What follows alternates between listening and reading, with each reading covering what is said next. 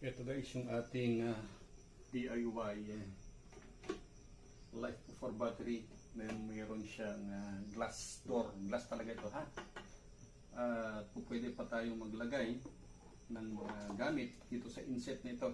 So ito, na-compress din yung battery natin dyan. Yan, pwede tayong maglagay ha. Kainaman nito, linagyan ko talaga ito. Dahil nung ondoy, inabot ng baha hanggang dito. So pwede tayong maglagay ng mga gamit pa dito sa ilalim. Oh, di ba?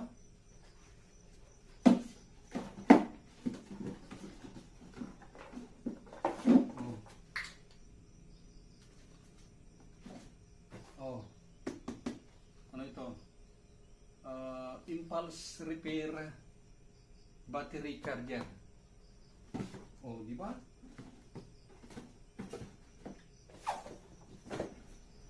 Oh, yung casing ng ating BMS dati. Oh, nilagyan ko ng mga accessories.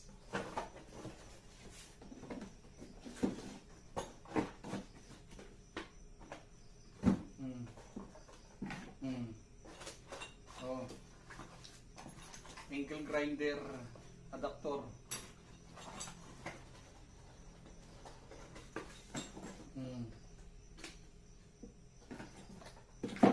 Oh.